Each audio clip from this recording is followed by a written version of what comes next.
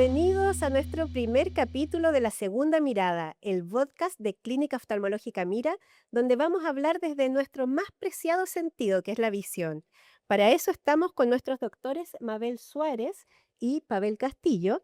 La doctora Suárez es experta en oculoplástica, en todas esas técnicas quirúrgicas mínimamente invasivas que nos ayudan a hombres y mujeres a armonizar el rostro para que se vea más jovial y descansado. Y el doctor Castillo, por su parte, es un reconocido cirujano de retina y vitroretina, experto en el tratamiento médico quirúrgico de patologías de la retina, cirugía refractiva y de cataratas con tecnología de punta. ¿Cómo están? Bien, Bien, gracias bien, por la gracias. invitación. Gracias por la invitación. Bueno, hoy queremos conversar de la visión, ¿no es cierto? Nuestro sentido más apreciado. Y quiero comenzar con usted, doctor. ¿Por qué escogió la oftalmología y en especial la retina como su especialidad?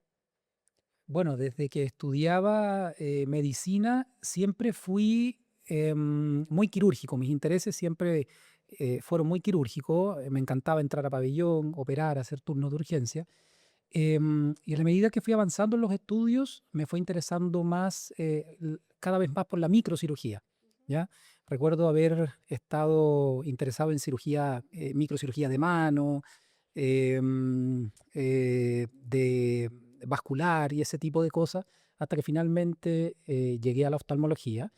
Y me fascina, es una cirugía es una especialidad muy quirúrgica, pero todo dentro del espectro de lo que es la microcirugía. Y dentro de eso, la especialidad de retina, específicamente una especialidad muy quirúrgica, es una de las subespecialidades más desafiantes desde ese punto de vista en la oftalmología.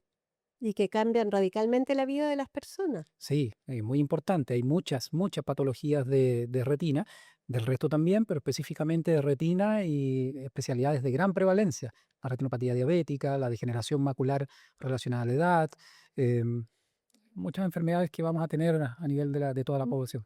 ¿Y qué es lo que profundamente le hace más feliz de trabajar en esta O subespecialidad? sea, lo más feliz es una vez que tú operas a un paciente, ese efecto wow que se logra en cirugías, en el postoperatorio, pasa más en cirugía de catarata, pero en cirugía de retina, una vez que el paciente, la recuperación de la retina es más lenta. Ujú. Entonces, el paciente demora un poco más en la recuperación, pero cuando empiezas a ver signos de que ya no ve distorsionado, pues, producto de la cirugía, ya no ve la mancha negra que veía al medio, o recupera la visión en el caso de un paciente operado de desprendimiento de retina, por ejemplo, una vez que ya se va el gas definitivamente y el paciente recupera la visión, eso es algo realmente muy bonito trabajar en eso.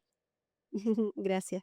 Doctora, ¿y usted qué lo llevó a decidirse por la oculoplástica como subespecialidad?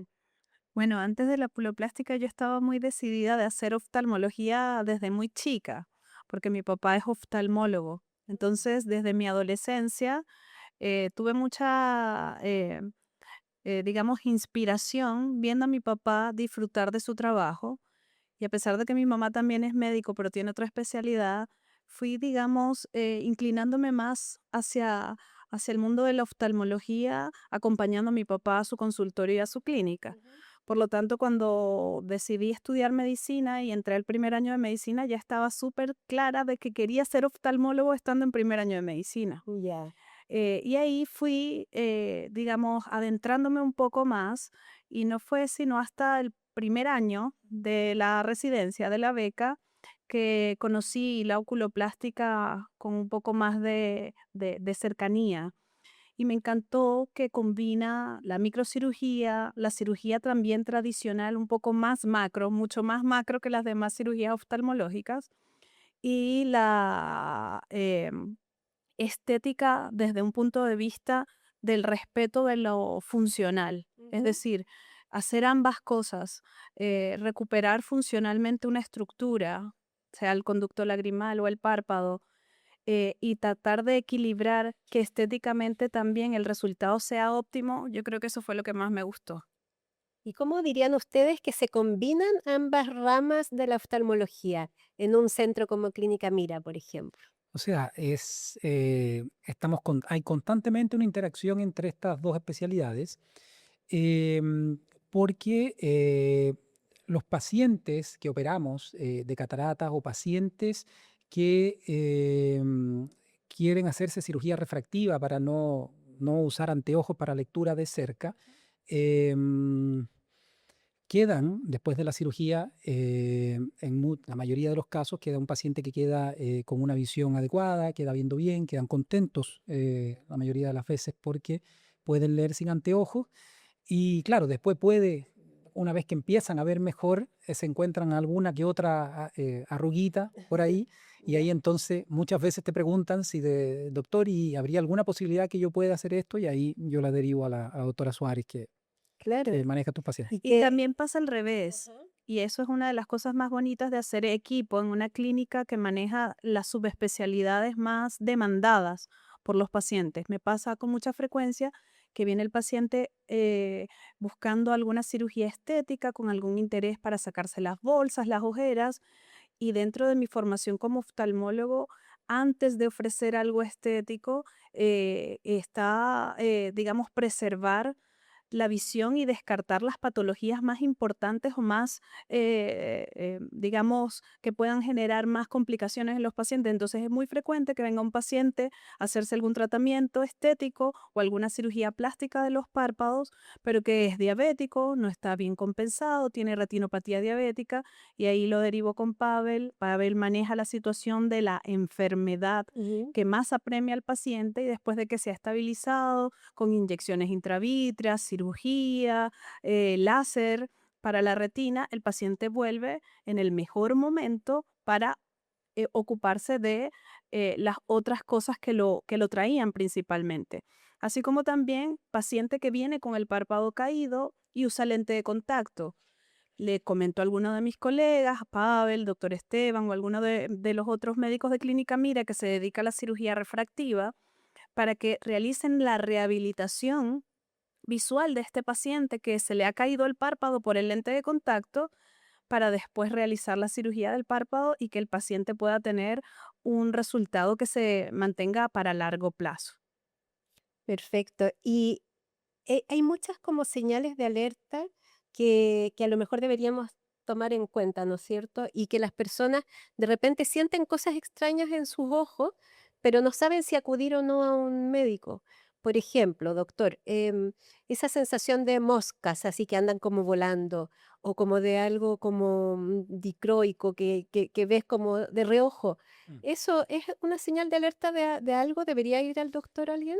Sí, a ver, las moscas flotantes son todo un capítulo y es un motivo de consulta muy Ujú. frecuentes.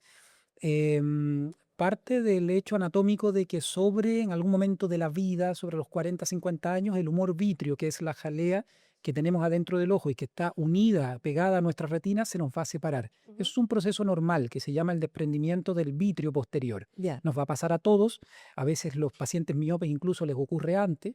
Y cuando eso pasa, claro, empezamos a ver estas moscas volantes que se llaman entopsias. Y claro, muchas veces el paciente busca, inmediatamente va a la IA o va a internet, busca, estoy viendo moscas volantes y si sigues el link te va a llevar a desprendimiento de retina. Ujú. Y tiene razón en el sentido de preocuparse, en el sentido de que cuando empezamos a ver estas moscas volantes, hay un porcentaje bajo, pero hay un porcentaje de la población, un 7-8% de los casos, que puede estar asociado a un desgarro o desprendimiento de retina. Básicamente porque el humor vitrio, al separarse de la retina, está, en algunos pacientes está muy adherido y por lo tanto se separa, pero genera un desgarro de retina y si ese desgarro no se trata rápidamente, puede el humor vitrio y el líquido empieza a meterse y básicamente generar un desprendimiento de retina. Y los casos de desprendimiento de retina que uno opera son así. Doctor, empieza a ver unas moscas negras, después ve unos flash de luces que se llaman fotopsia, después empecé a ver un telón y desde ayer ya no veo nada y ahora estoy asustado. Y ¿Entiendes? ahí el Entonces, tiempo es claro, crucial. claro, ahí es crucial. No significa que ver moscas volantes va a llevar a un desprendimiento de retina. La mayoría de los casos no va a pasar nada, Ujú. pero sí hay un porcentaje, o sea, de 10 personas, 9 no van a tener nada, uno le va a examinar la pupila dilatada, la retina está normal, pero hay un paciente que puede hacer un desgarro y un desprendimiento de retina si no se trata a tiempo. Mm. Entonces es un signo, claro, cuando uno ve moscas volantes debe acudir al examen de fondo de ojo con el Ujú. oftalmólogo. Y ese desprendimiento de retina, en caso que ocurra, ¿por qué puede pasar? No, pasa porque básicamente al producirse un desgarro de la retina, el líquido empieza, se mete por ese desgarro y empieza a no tener una retina ya completamente homogénea, sellada. Hay una solución de continuidad y hay un desgarro y por lo tanto el líquido se mete y empieza a desprender la retina. ¿Ya? Ujú. Es una cirugía de urgencia y es una cirugía que si se hace a tiempo bueno, y anda todo bien, el paciente debería recuperar su visión en un porcentaje al menos importante. Ya, esa es una señal de alerta. Y en el caso suyo, doctora, ¿qué, por ejemplo, cambios en los párpados o ciertos bultitos, qué señales de alerta en el tema de la oculoplástica podríamos tener en mente? Mira, una de las señales de alerta por la que más consultan los pacientes es por el lagrimeo. Mm. Paciente que lagrimea constantemente, que tiene el ojo rojo, que está con un pañuelo secándose las lágrimas 24/7, esa es una señal de alerta para descartar patologías obstructivas del conducto lagrimal. Ya. No quiere decir que todo lagrimeo es una obstrucción lagrimal, Ujú. pero hay que estudiarla para descartar una patología del conducto que evita que se realice el drenaje natural de la lágrima hacia la nariz y hacia la garganta.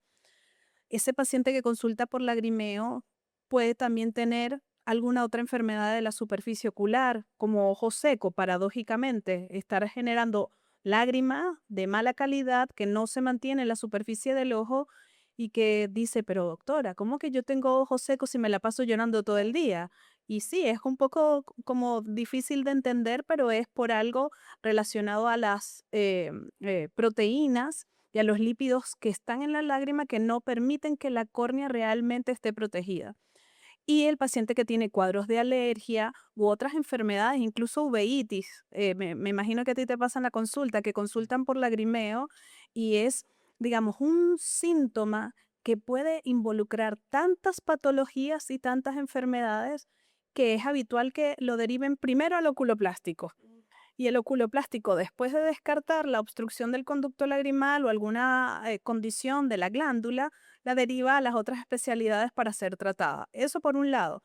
Por otro lado, el párpado caído. El párpado caído no solo en el adulto, en el niño, en un bebé, en un adolescente puede desencadenar una enfermedad importante de no desarrollo de la función visual del ojo que está con el párpado caído, que se llama ambliopía. Ujú. Por lo tanto, un párpado caído, un ojo que esté lagrimeando con mucha frecuencia son señales de alerta dentro de lo que más consultan los pacientes en oculoplástica. Ujú. O sea, mi consulta yo sin ser especialista en oculoplástica, el lagrimeo yo creo que es una de las causas de consultas más frecuentes que hay.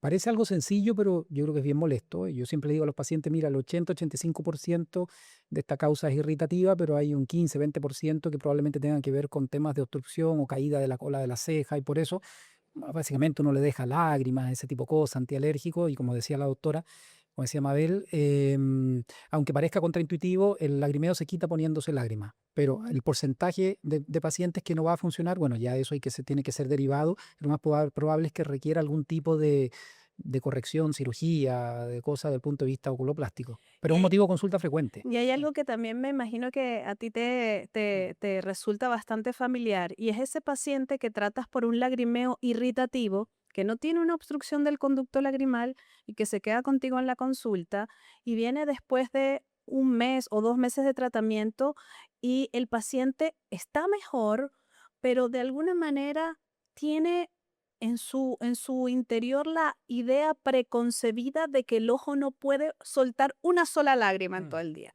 mm, Es decir, paciente doctora, pero si yo estoy picando cebolla en la cocina, Ujú. los ojos me lagrimean.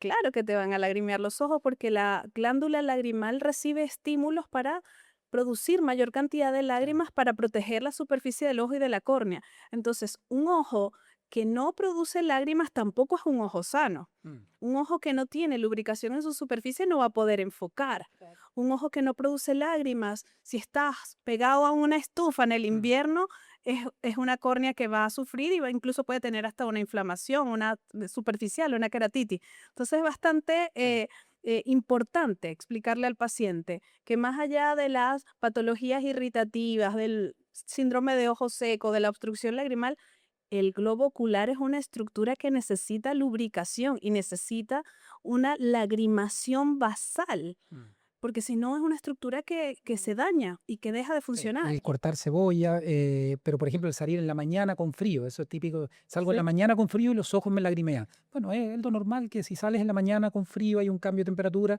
y tu ojo se lagrimea porque se está lubricando para que tengas Claro. una buena visión. Pero el ojo seco se da con la edad, con el avance de la edad. ¿Las personas adultos S- mayores tienen Sí, o sea, lo siempre que ojo seco? tiende a pasar con la edad es hay alteraciones del film lagrimal, ¿ya? La lágrima, aunque parezca algo sencillo, tiene múltiples capas, tiene capa grasa que evita que se evapore, tiene capa acuosa que lubrica, la capa de mucina que permite que la lágrima se hiera a la superficie de la córnea.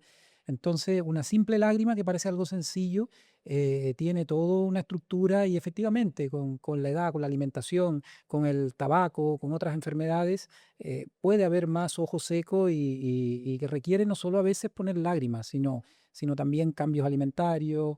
Y bueno, y finalmente cirugías o procedimientos quirúrgicos oculoplásticos si es que no funciona con el tratamiento médico. Pavel, ¿y no te ha pasado en la consulta que estás viendo con más frecuencia pacientes jóvenes con ojo seco por el uso de pantallas y dispositivos móviles? Porque para mí ahora en la consulta ha sido una situación bastante Mm, frecuente tener que realizar diagnóstico de ojo seco evaporativo en un mm, paciente joven, menor de 30 años, sí, que no es esa mujer de la tercera edad, de la posmenopausia, que es donde más veíamos ojo seco, sí. sino el paciente joven por el uso de la tecnología. Y yo creo que eso es algo súper relevante de comentar Mm, a las Sí. personas que nos escuchan, porque no, el ojo seco no solo ocurre en adultos mayores. mm. Ahora muchos de nosotros estamos expuestos también a tener ojo seco. Sí, efectivamente, si tú estás trabajando muchas horas al día frente a un computador, ya sea con aire acondicionado en el verano o con calefacción en el invierno, que seca el clima, además estamos en una ciudad de clima seco, y estás muchas horas al día en el computador, claro, va a haber molestias tipo de ojo seco. La frecuencia de parpadeo del ser humano son unas 15 veces por minuto y se ha visto que cuando tú estás concentrado, no solo en el computador, manejando o viendo una película o alguna cosa, pero en el computador es un motivo Claro. de consulta muy frecuente, tu frecuencia de parpadeo cae de 15 veces por minuto a veces hasta un tercio, 5 veces por minuto. Entonces, básicamente uno se queda ahí pegado y de repente empieza a lagrimear. Eh, Claro, entonces hay que tratar de hacer, uno le explica al Eso. paciente, no solo lágrimas artificiales que restituyan el correcto film lagrimal, sino también Anteojos antibrillo, ¿no? hacer parpadeos, Hacer no sé, cada pequeñas pequeñas pausas, cada pausas. 20 minutos, Ujú. sacar la vista, enfocarte a lo lejos, parpadear un ratito. Sí, el concepto de los anteojos es más discutible. La verdad que están estos anteojos con filtro azul. Ujú. Pueden, si uno se siente cómodo, hay personas que se siente cómodo y les mejora, los pueden usar. Es Ya. bien bastante personal eso. Ujú. Hay así como una evidencia bien fuerte Sí. de eso. Ya. Sí. Ahora, pasando a otro tema, la inteligencia artificial y la robótica, yo creo que ha impactado en toda la medicina, pero en la oftalmología me da la impresión que se nota más, ¿o no? ¿En qué áreas ya vemos beneficios para la calidad de vida de las personas gracias al avance de la inteligencia artificial o la robótica? Mira, yo creo que dentro de las especialidades de microcirugía, Ujú. la tecnología dentro del área oftalmológica ha dado pasos agigantados. Eso es la parte tecnológica, pero en términos de inteligencia artificial, todavía el cirujano oftalmólogo y ese momento de consulta para realizar un diagnóstico no ha sido reemplazado por las inteligencias artificiales. Esperemos que no Ya. seamos reemplazados por ella. Ujú. Pero sí me pasa, igual le pasa a Pavel y a mis colegas, que llegan pacientes referidos por la IA, por el chat GPT, Ya. como que si la IA sea una colega que me está derivando un paciente. Ujú. Entonces, por supuesto que los pacientes están más informados, llegan a la consulta con mucho más conocimiento porque la IA los está educando o los está guiando sobre sus propios síntomas. Y hay una delgada línea en donde hay cierto peligro, Ujú. en donde el paciente cree que la IA puede dar una receta médica o realizar un diagnóstico, y eso es algo que estamos viendo y es un poco peligroso. Ujú. En términos de tecnología, pues en la parte de láser y de retina, yo creo que dentro de las subespecialidades de oftalmología es la que más ha visto crecimiento, las vitrectomías, los cortes al momento de hacer vitrectomía en comparación con Sí, 10 años atrás. sí. En oculoplástica, el uso del láser de CO2 como herramienta quirúrgica para hacer corte y coagulación simultáneamente o hacer resurfacing, pulido de la Ujú. superficie periocular y de las arrugas. Otras tecnologías que ocupamos como radiofrecuencia con agujas, ultrasonido microfocalizado para mejorar la flacidez. Tecnológicamente tenemos un arsenal súper completo para poder tratar a los pacientes. Ahora, desde el punto de vista de inteligencia artificial hay que tener cuidado porque las inteligencias artificiales no reemplazan la formación y la experiencia Ujú. que tenemos los médicos con las capacitaciones y con los años de trayectoria en nuestras Por áreas. supuesto, sí. Sí, sí, en la oftalmología todavía no hay como un robot afortunadamente, que te sustituya. Ya. Seguimos siendo los cirujanos, depende de nuestro trabajo, la cirugía y todo lo que se hace. Efectivamente, hay muchas nuevas tecnologías, el láser, todos los pacientes creen que toda la cirugía es con láser en el ojo y no es así. Por ejemplo, la cirugía de catarata, que de hecho es la que más se hace, no es con láser, es con ultrasonido, ¿ya? Y siempre pregunta, doctor, ¿y mi cirugía es con láser? Tiene que aclararle, pero que no. Pero en la cirugía de retina, por ejemplo, sí usamos mucho el láser, mucho para el sellado de los desgarros de la retina, los desprendimientos de retina, para determinadas lesiones que hay que hacerle láser. Bueno, en la cirugía refractiva, la cirugía LASIK, para manejo de miopía, astigmatismo, también toda esa parte sí es con láser. Sí. La calidad de los lentes intraoculares también debe haber Sí, mejorado mucho. mucho, mucho. En el mercado hay una gran competencia y hay muchas opciones hoy de lentes intraoculares. Pero sí, si uno compara los lentes de ahora con hace 10, 15 años, es otra cosa. Sí. Doctor, usted, bueno, es médico de la Universidad de Chile y hizo la subespecialidad en el IMO en España, En Barcelona, sí. en Barcelona.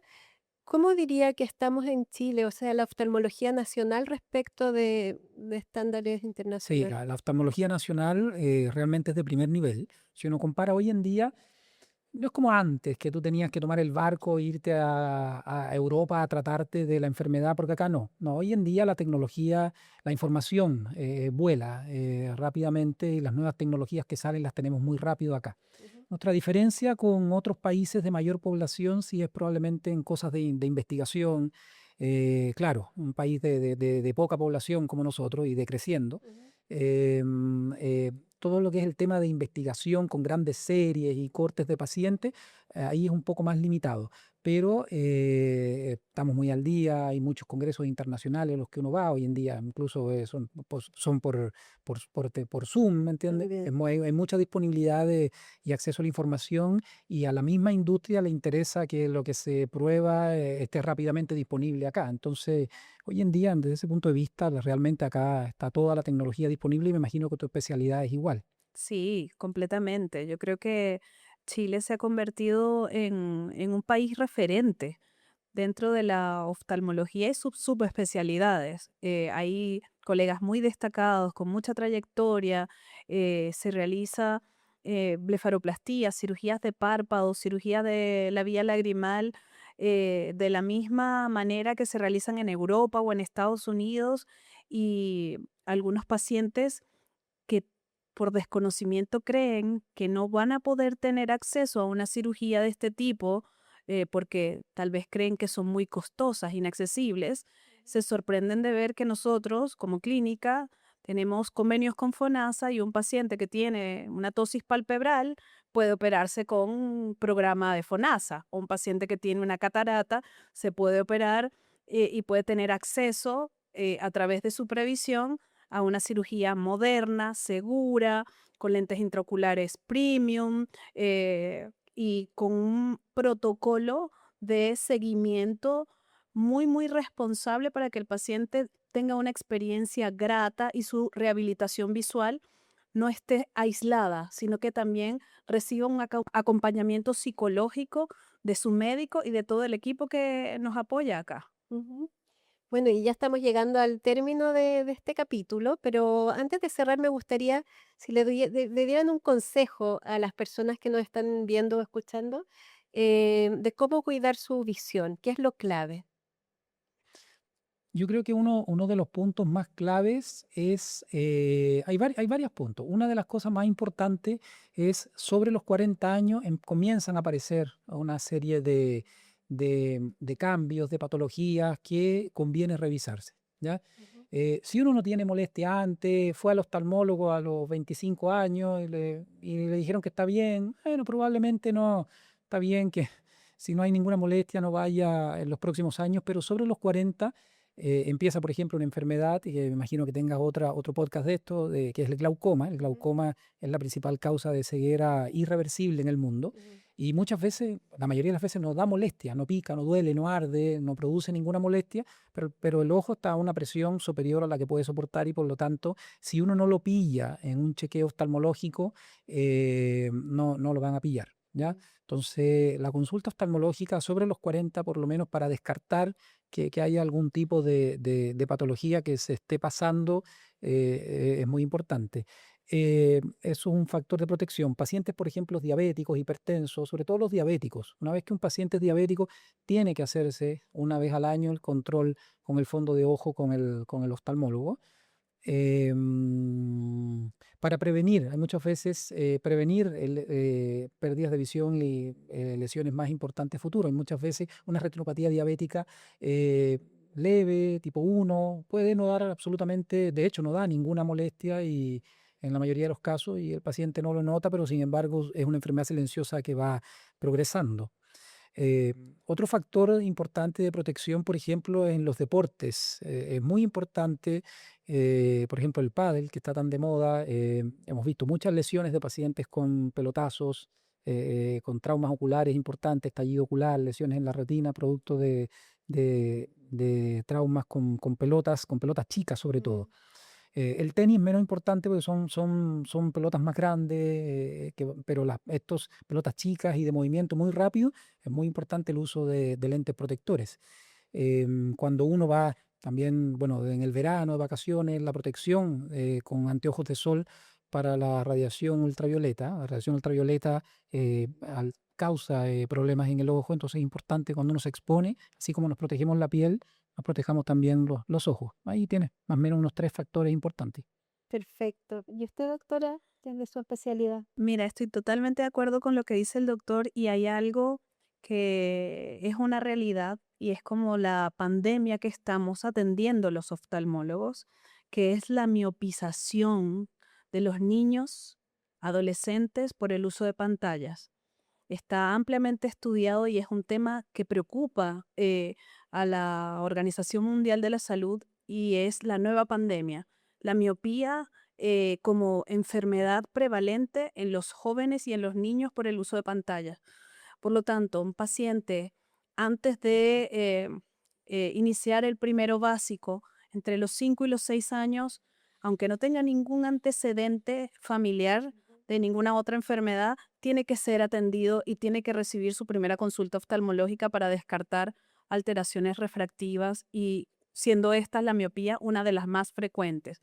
Por lo tanto, recomendarle a los papás que lleven a sus hijos a una consulta antes de la etapa escolar es uno de los mensajes que más quiero compartir en este podcast.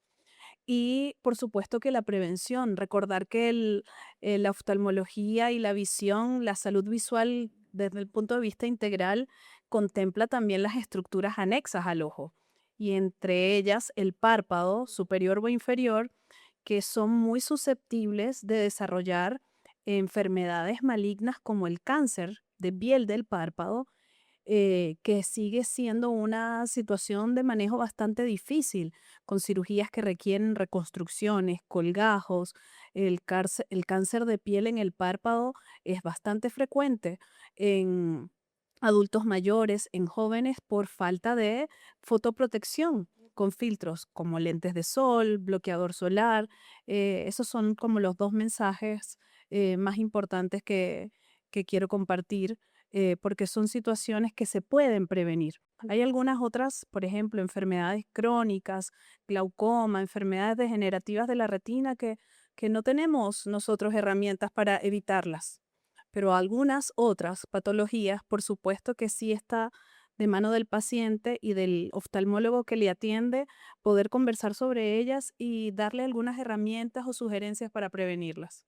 Una cosa importante, hay algunos síntomas que te hablan de enfermedades, alteraciones de la retina. Y ante estos síntomas, un paciente debe preocuparse y debe consultar.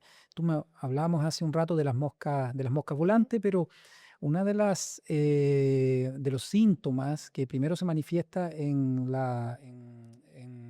enfermedades de la retina, incluso antes de la caída de la visión que viene después, es la metamorfopsia, que significa básicamente ver chueco, ¿me entiendes? Ver las cosas distorsionadas. O sea, si un paciente está leyendo y las letras se le enchuecan, se le caen, mira una foto y las líneas se ven distorsionadas, se tapa un ojo y ve que las líneas de las baldosas del suelo están distorsionadas, eso se llama metamorfopsia y es un signo de alarma urgente. Ahí el paciente debe consultar inmediatamente.